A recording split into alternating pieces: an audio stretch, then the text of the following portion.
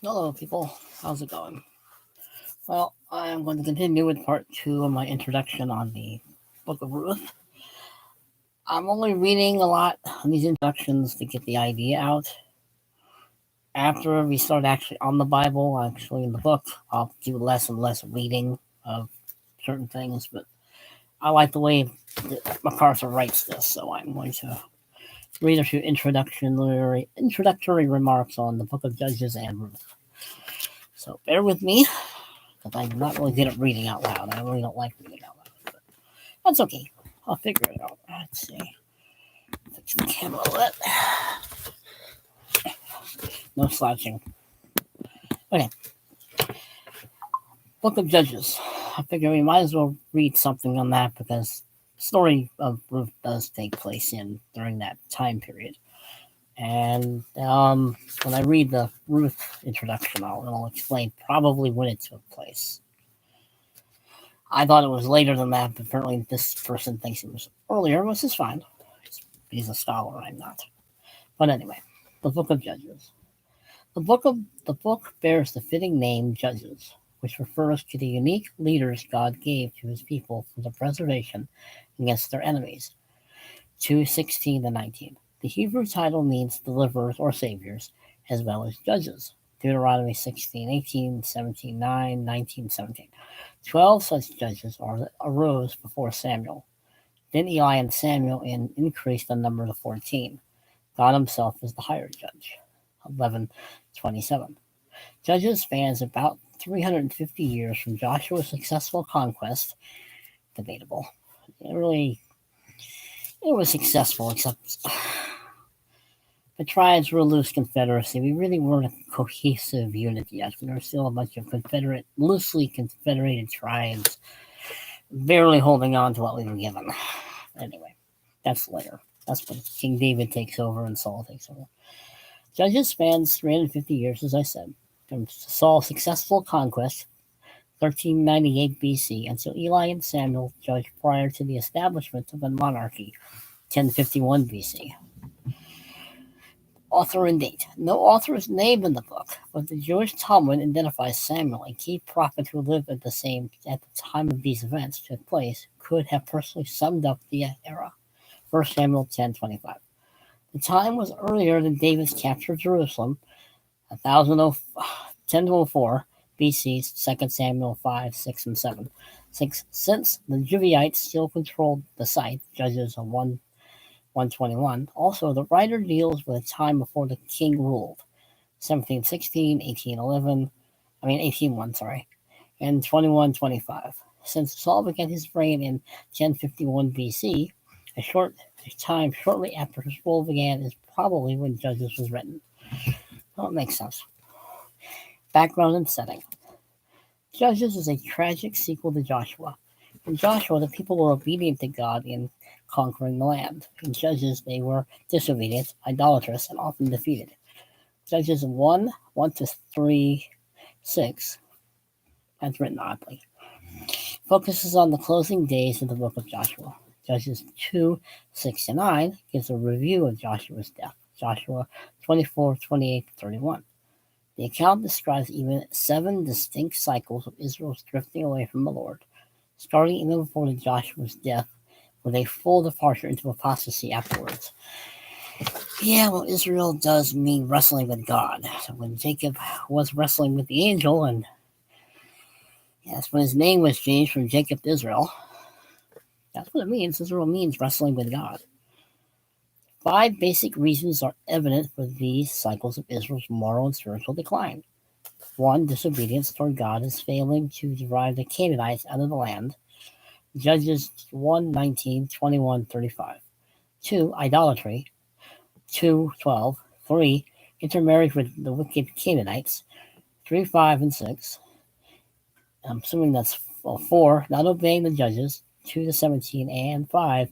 Turning away from God after the death of Judges 2:19. A 4-part sequence repeatedly occurs in this phase of Israel's history. Israel's departure from God, God's chastisement in permitting military defeat and subjugation, Israel's prayer for deliverance, and God raising up judges, either civil or sometimes local, military champions who led in shaking off the oppressors. 14 judges arose, 6 of them military judges: Othniel, Ehud, Deborah, Gideon, Jephthah, and Samson. 2 men were of special significance for contrast in spiritual leadership. One, Eli, judge and high priest, not a good example, and he wasn't toward the end. And Samuel, judge, priest, and prophet, a good example. Historical and theological themes. Judges is thematic rather than chronological. Foremost among its themes is God's power, covenant, mercy, graciously delivering the Israelites from the consequences of their failures, which were suffered for a sinful compromise. 2:18, 19, 25, 20, 25, 21, 25. Sorry. In 7 historical periods of sin to salvation. Introduction. Okay. God compassionately delivered his people throughout the different geographical areas of the tribal inheritance. See, that was part of the problem. We were still tribal in our thinking. We really weren't a nation yet. We weren't a nation until Saul and David. Yay, David! Yeah, let's see. His people throughout the different geographical regions of tribal inheritance, which he had earlier given them through Joshua. Joshua 13 and 22. The apostasy covered the whole land, as indicated by the fact that each area is specifically identified: southern 3:7 to 31, northern 4:1:5 to 31, central 6:1 to 10:5, eastern. I hope you're all following these verses. Hopefully I'm making it make sense. It's eastern 10:6 to 12:15, and western 13:1 to 16:31. Maybe I should do that differently next time. That might be more clearer. God's power to rescue shines brightly against the dark backdrop of pitiful human compromise and sometimes bizarre twists of sin, as in the final summary, Judges 17:21. The last verse, 21:25, sums up the account. In those days, there was no king in Israel. Everyone did was right in his own eyes. Always leads to good things. Yeah, okay, Adam and Eve. Let's see.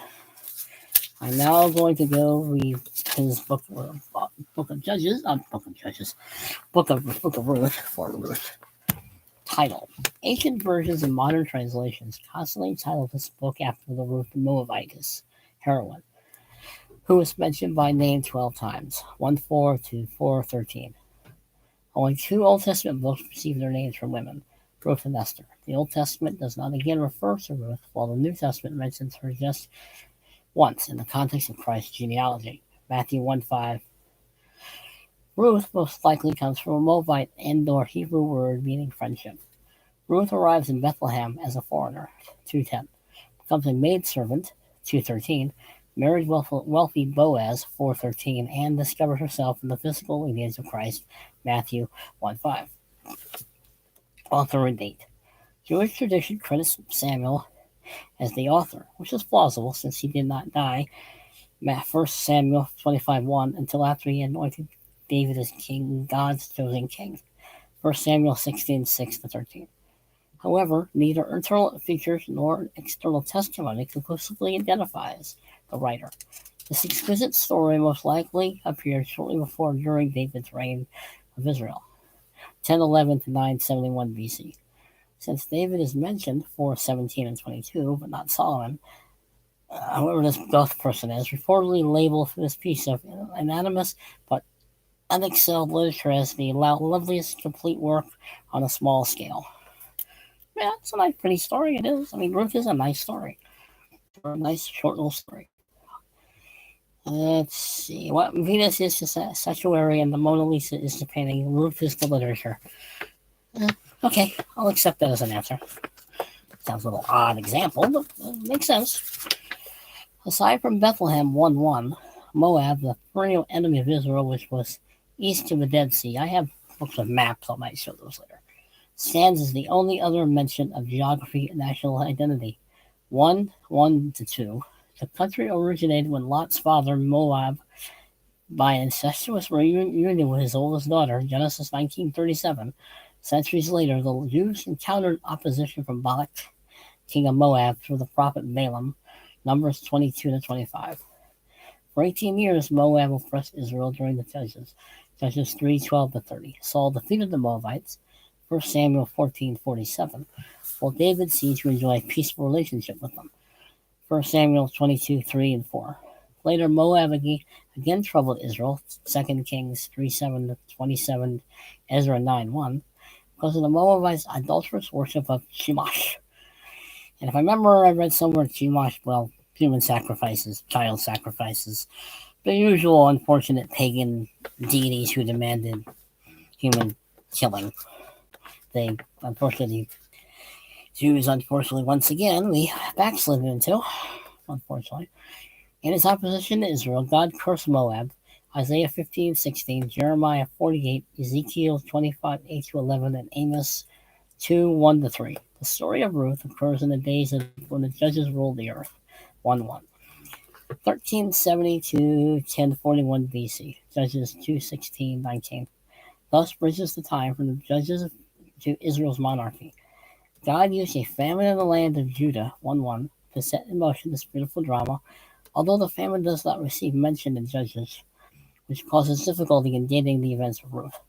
However, by working backward in time from well-known data of David's reign, 1011-971, the time period of Ruth would most likely be during the judgeship of Jair, Jair, 1126-1105, Judges 10:3-5. Ruth covers about 11 to 12 years according to the following scenario. 1:1-1:18, 10 years in Moab. 1:4. I'm going to reread that. I didn't write that. Just didn't come out right. Ruth covers about 11 to 12 years according to the following scenario. 1. Verse 1:1-18, 10 years in Moab. 1:4. 2. 1:19-2:23, several months mid-April to mid-June in Boaz's field. 1:22-2:23, 3. 3:1-1:18, 1 day in Bethlehem and 1 night in the threshing floor. And 4. 4:1-22 about wonder in Bethlehem. The way this is written, it almost runs together. I'm sure it's difficult to follow because I'm having a hard time following it. But, hopefully once we get into the actual book, I won't be doing this as much. I'll be doing the actual Bible. I'm only doing this because this is kind of a pretty good summary of what we'll be trying to be studying and what we'll be trying to be getting into and deeper into and better into. This is just an introduction anyway. It's just giving you an idea of what we're going to try to cover and such. Historical and theological themes. All 85 verses of Ruth have been accepted as canonical by the Jews. Of course it is. We wrote it. Along with Song of Solomon, Esther, Ecclesiastes, which is my favorite Old Testament book, by the way, and Lamentations. Ruth stands with the Old Testament books of the Megillah, which I've mentioned before, or 5 scrolls. Rabbis read these books in the synagogue on 5 special occasions during the year. Ruth being read at Pentecost due to the harvest scene, Ruth 2 and 3. And that will be in, I think in June, June or July. You notice the Feast of Pentecost, you non-Jewish types. Geologically, Ruth looks back almost 900 years to the events in the time of Jacob. I'm going to assume it's Genesis 4:11. I'm not sure. It's hard to tell sometimes where this is written. I think it's either Genesis that's referring to or the Book of Ruth. And forward about 100 years to the coming reign of David. 4:17-22. While Joshua and Judges emphasizes the legacy of a nation and their land and promise, Ruth focuses on the lineage of David back to the patriarchal era. At least 7 major theological themes emerge in Ruth. First, Ruth Moabitess illustrates that God's redemptive plan extended beyond the Jews to Gentiles, 2:12. Second, Ruth demonstrates that women were co-heirs with men of God's salvation grace. Third, Ruth portrays the virtuous women of Proverbs, 31:10. Fourth, Ruth describes God's sovereign, 1:6, 4:13, and providential care, 2:3, of seemingly unimportant people at apparently insignificant times, which later proved to be monumentally crucial to the accomplishment of God's will. Fifth, Ruth, along with Tamar, Genesis 38, Rahab, Joshua, and Bathsheba, 2 Samuel 1:12, stands in the genealogy of the Messianic line of 4:17-22, Matthew 1:5. 6. Boaz is a type of Christ becomes Ruth's kinsman redeemer. 4:1-12. Finally, David's right and thus Christ's right to the throne of Israel is traced back to Judah. 4:10-22, Genesis 49:8-12. All right. It's a lot of reading, I know, but once we get to the Bible study, we'll be doing more talking and less reading. That's the plan, anyway. Right, my throat has been dry all day. And the weather is very windy and cold. It's Minnesota. Anyway, Ruth should be understood as a true historical account. The reliable facts surrounding Ruth, in addition to the complete compatibility with Judges plus 1 and 2 Samuel, confirm Ruth's authenticity. However, some individual difficulties require careful attention. First, how could Ruth worship at the tabernacle, then in Shiloh, Samuel 4:4, since Deuteronomy 23:3 expressly forbids Moabites from entering the assembly for 10 generations? Since the Jews entered the land 1405 BC, and Ruth was not born until 1150 BC, she then represents at least the 11th generation, probably later, if the time limitations ended the generation at 10 generations. If 10 generations was an idiom meaning forever, as Nehemiah 13:11 implies, the Ruth would be like the foreigner of Isaiah 56:1-8, who joined herself to the Lord 1:16, thus gaining entrance to the assembly. Second, are there not immoral overtones to Boaz and Ruth spending a night together before marriage? 3:18. Ruth engaged in a common ancient Near Eastern custom by asking Boaz to take her for his wife, as symbolically pictured by throwing a garment of love and care over the intended woman. 3:9. Just as Jehovah spread his garment over Israel, Ezekiel 16:8. The text does not even hint at the slightest moral impropriety, noting that Ruth slept at his feet. 3:8-14. Thus Boaz became God's answer to his earlier prayer to Ruth. 2:12. Third, would not the Levirate, some of these words, 5 and 6, lead to incest and their polygamy if the nearest relative was already married? God would not design a good plan to involve the grossest immoralities, punishable by death. Implementation of Deuteronomy 25:5 and 6 could solve only the nearest relatives. Would involve only the nearest relatives, who was eligible for marriage as qualified by other stipulations of the law. Fourth, was not marriage to a Moabite strictly forbidden by the law? The nations or people whom marriage was forbidden were those for possessing the land that Israel would enter. Ezekiel 34:16, Deuteronomy 7:1-3, Joshua 23:12, which did not include Moab. Deuteronomy 7:1. Further, Boaz married Ruth, a devout proselyte to Jehovah. 1:16-17, not a pagan worshiper of Shamash, Moab's chief deity. Okay. Excuse me. That's all I'm going to read, because I think that's all I need to read. I don't want to bore people too much with my 18 minutes of rambling. I do have a map. I want to just show it just to give an idea of what we're doing here. I can find this one again. Okay, Moab would be this area here, on the side of the Dead Sea. Sorry. But actually, it would be helpful to put it there, wouldn't it? It would be here. Because this would be Ammon. Over here, this would be Moab. And Bethlehem is right there. So basically, they had to get around the Dead Sea from this area, over the mountains. So it wasn't an easy trek. I'm trying to find a decent map book, but I'm really not finding one that's really being all that helpful what I'm trying to accomplish. But that's the second part of this introduction. I may have to make it one more, part 3. Oh, sorry. I can't see. So used to taking them off. But the idea, hopefully that was a little more helpful. Part 3, I'm not sure I'll do a part 3. I may just go into the Bible study. I may just start start with the first one, start from there. I don't think I really need to do more of an introduction.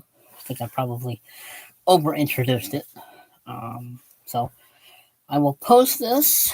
I will contemplate the second, either a third introduction or just get into the Bible study itself. Hopefully this was a little more helpful. I will see you later, people. Stay out of trouble, because you know I will not.